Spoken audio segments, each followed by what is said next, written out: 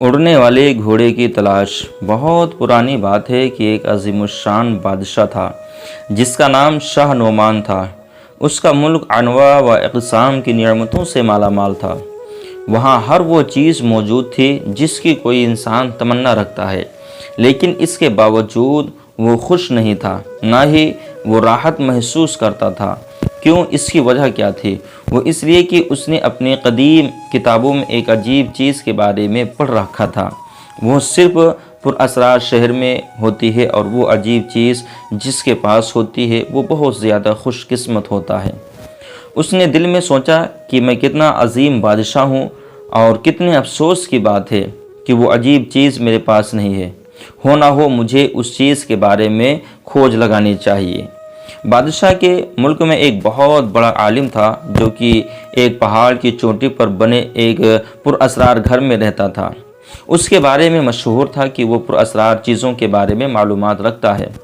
بادشاہ نے اپنا ایک افسر اس کے پاس بھیجا تاکہ وہ عالم سے عجیب و غریب چیز کے بارے میں معلومات حاصل کرے۔ وہ افسر چلتے چلتے اس پہاڑ تک پہنچا۔ اس نے دیکھا پہاڑ کی چوٹی تو آسمان سے باتیں کر رہی ہے۔ وہ بہت مشکل سے اوپر چڑھا اور چوٹی پر بنے اس پر اسرار گھر کے سامنے جا پہنچا۔ اس نے دستک دینے کے لیے اپنا ہاتھ اٹھایا ہی تھا کہ اندر سے آواز خود بخود آئی اور دروازہ کھل گیا۔ آواز آئی، اندر آ جاؤ۔ افسر یہ دیکھ کر کے اس کے اوپر دہشت طاری ہو گئی، کیونکہ بولنے والا نظر نہیں آ رہا تھا۔ آواز آ رہی تھی لیکن بولنے والا نظر نہیں آ رہا تھا۔ وہ ڈرتے ڈرتے اندر داخل ہوا۔ سامنے ہی ایک وسیع و عریض کمرہ تھا جس کے درمیان میں ایک خوبصورت سا قالین پڑا تھا۔ اس پر بنے نقش و نگار بہت ہی دل فریب تھے۔ وہ نہ چاہتے ہوئے بھی قالین کی طرف بڑھنے لگا اور اس پر جا کر کھڑا ہو گیا۔ اسی لمحے دوبارہ وہی غیبی آواز سنائی دی، یعنی آواز تو آئی لیکن آواز دینے والا نظر نہ آیا۔ حرکت نہ کرنا۔ اگلے ہی لمحے افسر کو یوں محسوس ہوا جیسے اس کے قدموں تلے زمین سرک گئی ہو۔ اس کے منہ سے چیخ نکلی۔ کمرے کا فرش سرک گیا تھا اور وہ قالین سمیت نیچے جا رہا تھا، جیسے یہ قالین نہ ہو کوئی لفٹ ہو۔ اس نے وہی غیبی آواز دوبارہ سنی، ڈرو مت، تم عظیم عالم کے پاس پہنچنے ہی والے ہو۔ جادوئی قالین اسے زمین کے تہہ میں لے گیا۔ جلدی ہی وہ عالم کے سامنے تھا۔ اس سے پہلے کہ وہ کچھ کہتا، عالم کی آواز سنائی دی، مجھے اندازہ ہے تم یہاں کیوں آئے ہو۔ لو سنو میرا جواب۔ شاہ نعمان کو بتا دو کہ وہ عجیب چیز اڑنے والا گھوڑا ہے جس کے دو پر ہیں اور وہ فضا میں اڑتا ہے، لیکن اس کو پانا بہت مشکل ہے کیونکہ یہ گھوڑا پر اسرار شہر میں ہے اور اس شہر کی طرف جانے کا راستہ تکلیف سے بھرا ہوا ہے۔ اس راستے میں بہت بڑا صحرا آتا ہے، اس کے بعد خونی نہر سے گزرنا پڑتا ہے، اس کے بعد غضبناک سمندر کو عبور کرنا پڑتا ہے، اور پھر 3 بلند بالا چوٹیاں سرکنی پڑتی ہیں، یعنی ان کو پار کرنا پڑتا ہے۔ لہٰذا اسے میرا مشورہ پہنچا دینا کہ وہ اپنے ملک میں آرام سے رہے اور اس جادوئی گھوڑے کا خیال دل سے بالکل نکال دے۔ اب تم جا سکتے ہو۔ یہ کہتے ہی وہ عالم غائب ہو گیا۔ افسر نے حیرت سے پلکیں جھپکائے اور دوبارہ قالین پر کھڑا ہو گیا۔ قالین نے حسب سابق سفر شروع کر دیا اور تھوڑی دیر بعد افسر اسی جگہ سے باہر آ گیا، واپسی کا سفر شروع کر دیا، یعنی اب وہ اپنے بادشاہ کی طرف چل دیا۔ واپس آ کر بادشاہ کے پاس میں بادشاہ کو سارا قصہ سنایا اور عالم کا پیغام سنایا کہ اپنی جگہ کے اوپر خاموش رہیں اور اس کا ارادہ دل سے نکال دیں۔ اڑنے والے گھوڑے کو حاصل کرنا ناممکن ہے۔ یہ سن کر بادشاہ نعمان غصے میں آ گیا اور فوراً اپنے سپہ سالار کو بلایا اور اسے حکم دیا کہ 100 بہترین سوار تیار کرو اور انہیں پر اسرار شہر کی طرف روانہ کرو تاکہ وہ میرے لیے اڑنے والا گھوڑا لے آئیں۔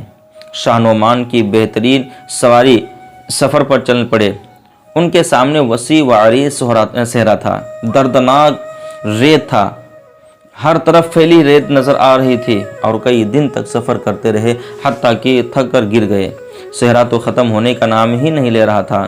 رفتہ رفتہ ان کا زاد راہ بھی ختم ہو گیا۔ مارے پیاس کے ان کا برا حال ہو گیا۔ مزید ایک مصیبت اور ٹوٹی کہ صحرا میں ریت کا ہیبتناک طوفان آیا، جس کی وجہ سے بہت سارے فوجی ریت تلے دب گئے۔ کچھ پیاس کی شدت سے جان की बाजी लगा चुके और कुछ तूफान में मारे गए, लिहाजा बचे हुए फौजी सवारों ने वापसी के बारे में फ़ैसला किया और वापस चल पड़े। वापसी का सफ़र भी सोबतों से भरा हुआ था और वो इसी तरह शिकार होते रहे, हत्ता कि शाह नोमान के पास सिर्फ एक फौजी पहुंच सका और उसे सारा किस्सा कह सुनाया।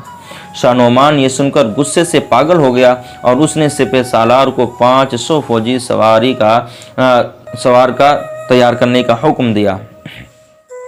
सिपह सालार ने फौजी दस्ता तैयार किया और सफ़र पर रवाना किया।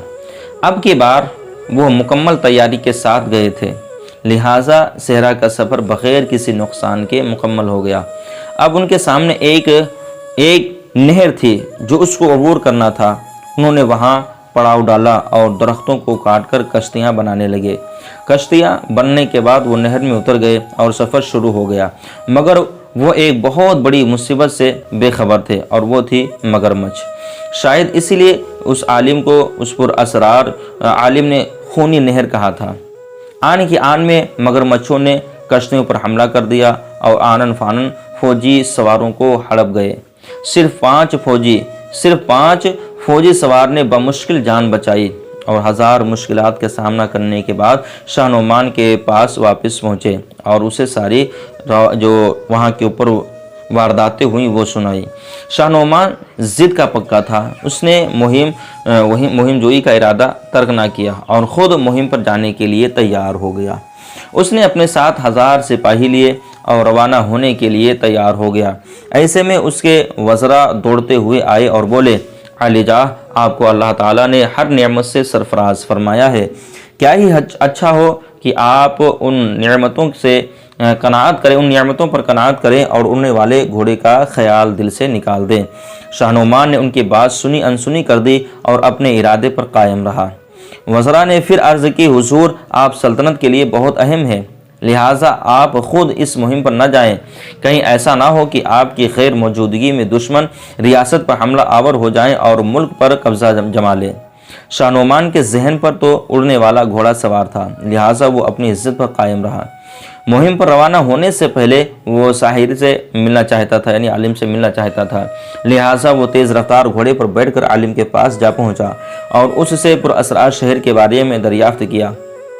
आलिम ने कहा, शाह नोमान, मैं इस सिलसिले में आपकी सिर्फ एक मदद कर सकता हूँ और वह मदद ये मुखलिसाना मशवरा है कि आप उस घोड़े को भूल जाएं। यही आप और आपके सल्तनत के हक़ में बेहतर होगा। बाकी आप आज़ाद हैं, जो चाहे करें। शाह नोमान ने हो ना हो कहकर उसकी बात को भी सुना अनसुना कर दिया। उसके बाद वो सफ़र पर चल पड़ा। उसका सफ़र मसाइब से भरा हुआ था। उसके कुछ सिपाही सहरा में मारे गए, कुछ नहर अबूर करते हुए और कुछ मगरमच्छों की ग़िज़ा बन गए। उसके बाद उसका समंदरी सफ़र शुरू हुआ। समंदर के सफ़र में उसका बहरी जहाज़ भंवर में फंस गया और बहुत सारी फ़ौज डूबकर मर गई। सिर्फ गिनती के लोग जान बचाने में कामयाब हुए। जब वो 3 चोटियाँ अबूर करने के लिए पहुँचे तो उनके साथ सिर्फ 50 सिपाही बचे और चोटियाँ सरकने के बाद बहुत सारे और सिपाही ज़िंदगी से जुदा हो गए और चंद दिनों बाद सिर्फ अकेला शाह नोमान बाकी बचा। ये सारा सफ़र कई सालों पे मुहित था। इस दौरान उसकी शक्ल व सूरत बुरी तरह बिखर चुकी थी। उसकी सेहत ख़राब थी, यहाँ तक कि उसने आखिरी चोटी भी पार कर ली। अब उस पर असरार शहर उसके सामने नज़र आ रहा था। वो इतना खूबसूरत था कि शाह नोमान के मुँह से बेख्तियार निकल पड़ा, सुबहान अल्लाह, सुबहान अल्लाह। वो एक सरसब्ज़ व हसीन वादी थी। चारों तरफ सब्ज़ाज़ात थे। फलों की बहुतान थी। फलदार दरख्त बकसरत थे। पानी चांदी जैसा चमकदार और साफ शफाफ था। परिंदे और चरिंदे चहल पहल में इजाफा कर रहे थे। शाह नोमान ने जी भर कर फल खाए और पानी पिया। उसी असना में उसे नींद आने लगी और वो सो गया। नामालूम वो कितने पहर सोया रहा। उसकी नींद तब खुली जब सूरज की शाएं उसके चेहरे पर लगी। वो आंखें मलते हुए उठ बैठा और हाथ मुंह धोने के लिए वो दरिया के किनारे पहुंचा। अचानक वो चौंक पड़ा। उसके सामने एक पुरवकार खातून और एक सफ़ेद रंग का परों वाला घोड़ा मौजूद था। शाह नोमान तो सांस लेना तक भूल गया। इधर वो खातून भी उसे हैरत से देख रही थी। आखिरकार बोली, तुम कौन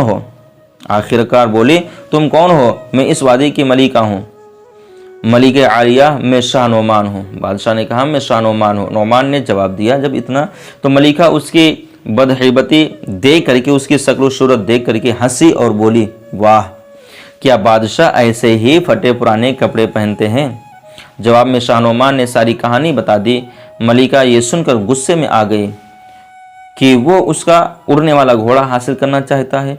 उसने साफ साफ कह दिया, मैं तुम्हें ये घोड़ा हरगिज़ नहीं दूंगी, और अगर तुमने ज़बरदस्ती हासिल किया तो तुम्हें इससे कोई नफ़ा नहीं पहुंचेगा, इतना याद रखना। शाह नोमान भला ऐसी बातें कहाँ सुनने वाला था। उसने आगे बढ़कर मलिका को धक्का दिया और घोड़े पर सवार हो गया। मलिका दूर जाकर गिरी और उससे बददुआएं देने लगी, मगर नोमान कहाँ रुकने वाला था। उसने घोड़े को एड़ लगाई और चलने का हुक्म दिया। घोड़ा फौरन हवा में उड़ गया। एक तवील सफ़र के बाद वो अपने वतन पहुंचा। शहर में दाखिल होते वक्त उसे उम्मीद थी कि लोग उसका इस्तकबाल करेंगे, मगर किसी ने भी उसकी तरफ नज़र उठाकर न देखा, बल्कि चंद अफराद ने तो उसका ये कहते हुए मजाक उड़ाया, अरे देखो तो इस पागल शख्स को, ये समझता है कि नकली पर लगाने से उसका घोड़ा उसे उड़ा लेगा। ये कहकर वो सब हंसने लगे। शाह नोमान ने बमुश्किल अपना गुस्सा जब्त किया और सीधा अपने महल की तरफ चलता गया। जैसे ही वो महल के करीब पहुंचा, दरबारों ने उसे रोक लिया और कहा, तुम कौन हो? मुंह उठाए कहाँ घुसे आ रहे हो? शाह नोमान ने गुस्से के आलम में कहा, मैं शाह नोमान हूँ, यहाँ का बादशाह हूँ। तुम्हारी इतनी हिम्मत कि तुम मुझे रोको? दरबार ने उसे सर से पांव तक देखा और कहा, अरसे बाद किसी के मुंह से शाह नोमान का नाम सुना, बड़ी हैरत हुई। खैर सुनो, शाह नोमान 3 साल पहले मर चुका है और अब उसके मुल्क पर हमारा कब्जा हो चुका है। शाह नोमान ये सुनकर दमक से रह गया और इधर दरबान कह रहा था, यहाँ से 9-2-11 हो जाओ, वरना हम तुम्हें जेल में डाल देंगे। शाह नोमान मौका की नज़ाकत समझ गया और वहाँ से वापस लौट आया। बाजार से गुजरते हुए उसके जी में आया कि लोगों से बात करूं, लिहाजा वो अपने घोड़े पर बैठ गया और बावाज़ बुलंद बोला, लोगों मेरी बात सुनो।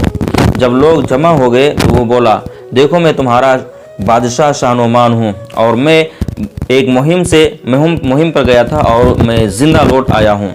मेरे पास अपनी कामयाबी का सबूत भी है कि उड़ने वाला घोड़ा मैं अपने साथ में लेकर के आया हूँ। लोगों ने उसे गौर से देखा और उसकी शक्ल सूरत बदल चुकी थी, इसलिए लोग पहचान न सके। मज़ीद ये कि अवाम में मकबूल भी नहीं था, उसको सहूलियत फराहम करने के बजाय उन्हें मुश्किलात में डालता था। लिहाजा सब लोग चीख कर कहने लगे, नहीं नहीं, तुम पागल हो, शाह नोमान मर चुका है और अगर वो अभी आ गया तो हम उसे अपने हाथों से कत्ल कर देंगे। शाह नोमान ये सुनकर खौफजदा हो गया कि आवाम का जम्मे खफीर उसे मार ही न डाले, लिहाजा वो चुपचाप वापस लौट आया। अब उसे सारी दुनिया अंधेरी लग रही थी, वो बिल्कुल तनहा और बेआसरा था। अचानक उसके जहन में मलिका का ख्याल आया, जिसको शाह नोमान ने धक्का दिया था और वो गिरते हुए उसे बद्दुआएं दे रही थी। मुझे ऐसा नहीं करना चाहिए था, उसने दिल में सोचा और वापस पुरअसरार शहर जाने की ठान ली और सफ़र शुरू कर दिया। उड़ने वाले घोड़े ने उसे बाहिफाजत वहाँ पहुँचा दिया। उधर मलिका भी मुसल्ले पर बैठी अपने घोड़े के सलामती के लिए दुआ मांग रही थी कि अचानक उसे शाह नोमान घोड़े के साथ आता दिखाई दिया। वो फ़ौरन उठी और बोली, क्या तुम मुझे मेरा घोड़ा वापस कर दोगे? हाँ, क्यों नहीं, क्योंकि मैं अब समझ चुका हूँ कि लालच का कोई फ़ायदा नहीं और दूसरों को दुख देने वाला खुद मुसीबत में गिरफ्तार हो जाता है। मुझे माफ़ कर दें। मैं मलिक आलिया शाह नोमान के लहजे में बहुत आजिज़ी थी। मलिका का दिल पिघल गया। उसने नोमान से इस तब्दीली की वजह पूछी तो नोमान शाह ने सब कुछ सच सच बता दिया। मलिका ने सारी दास्तान सुनी तो कहने लगी, मेरा मशवरा यह है कि तुम दोबारा अपने वतन जाओ और अपने हम ख्याल लोगों से फर्दन मिलो और उन्हें सारी कहानी सुनाओ। इस तरह तुम अपने हामियों की तादाद में इजाफा कर सकते हो और फिर मौका महल देखकर अपनी एक फ़ौज इकट्ठा करना और हमला कर देना। इससे तुम्हें दोबारा सल्तनत हासिल हो जाएगी। اور دیکھو اب اپنی عوام کے ساتھ انصاف اور مساوات کی حکومت کرنا۔ ملکہ کی باتیں شاہ نعمان کے دل کو چھو گئیں اور کچھ کہنے ہی والا تھا کہ ملکہ نے کہا، شاہ نعمان، اگر تم اس نیک کام کے لیے تیار ہو تو میرا گھوڑا لے جاؤ، یہ تمہاری بہت مدد کرے گا، اور جب تم کامیاب ہو جاؤ تو اسے واپس لوٹا جانا۔ شاہ نعمان نے ملکہ کا شکریہ ادا کیا اور واپس اپنے وطن لوٹ گیا۔ وہاں جا کر اس نے شہر سے کچھ دور واقع پہاڑی علاقے کو اپنا مسکن بنایا اور اپنا کام شروع کر دیا۔ یہ کام بہت ہی مشکل تھا، مگر چونکہ شاہ نعمان کی نیت ٹھیک تھی، لہٰذا رفتہ رفتہ اس کے پرانے دوست اس کے گرد جمع ہوتے گئے۔ انہوں نے شاہ نعمان کے ساتھ مل کر جنگ کی تیاری کی اور ایک مضبوط لشکر تیار کیا۔ اس کے بعد انہوں نے اپنے ملک کو حاصل کرنے کے لیے حملہ کر دیا۔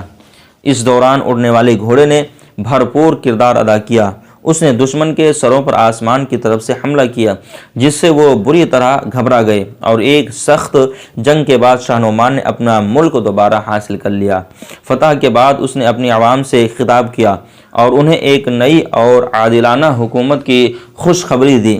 اس کے بعد وہ پراسرار شہر کی طرف روانہ ہوا اور وہاں پر ملکہ کا گھوڑا لوٹایا۔ ملکہ نے بھی شاہ نعمان کی تعریفیں کی۔ یوں شاہ نعمان نے اپنا کھویا ہوا ملک واپس لے لیا، اور حوارات سے زمانہ نے اسے یہ سبق سکھایا کہ غرور کا سر نیچا ہوتا ہے اور مسلسل جدوجہد کرنے سے منزل مل ہی جاتی ہے۔ اب وہ زیادہ بہتر انداز میں اپنے ملک کی خدمت کرنے لگا۔ تو یہ شاہ نعمان کی مختصر سی کہانی تھی، اس کو آپ سنے ہیں، آپ نے بتائیے کہ آپ کو کیسا لگا ہے اور اس سے آپ کو کیا سیکھ ملی ہے، اور اگر اچھا لگا ہو تو آپ ایک کمنٹ کر دیں، پیارا سا ایک لائک کر دیں۔ چینل پر پہلی مرتبہ آئے ہیں تو چینل کو سبسکرائب کر لیں۔ دوستو، شاہ نعمان کے طریقے سے آپ بھی لالچ مت کرنا، اور کسی کو اگر جائز طریقے سے جائز چیز ہے اس کو حاصل کرنے میں آپ کو تکلیف ہو رہی تو پیچھے مت ہٹنا، اس کو حاصل کرتے رہنا، وہ ایک نہ ایک دن وہ چیز تمہیں ضرور مل جائے گی، کتنی ہی مشکلوں کے ساتھ میں ملے وہ مل ضرور جائے گی۔ تو جائز چیز کے لیے جدوجہد کرنا، منزل پہ پہنچنے کے لیے پریشانی کیوں نہ آئے ان ساری پریشانیوں کو اٹھانا اور اس منزل تک پہنچنے کی کوشش کرنا، انشاءاللہ تم منزل تک پہنچ جاؤ گے، اور اپنی کامیابی تمہاری جو کامیابی ہوگی تمہارے قدم چومے گی۔ اور ساتھ ہی ساتھ میں اتنا خیال رکھنا، لالچ مت کرنا، لالچ سے انسان برا ہوتا ہے، لالچ سے انسان بد ہو جاتا ہے اور لوگوں کی نظروں میں گر جاتا ہے۔ السلام علیکم ورحمۃ اللہ تعالیٰ وبرکاتہ۔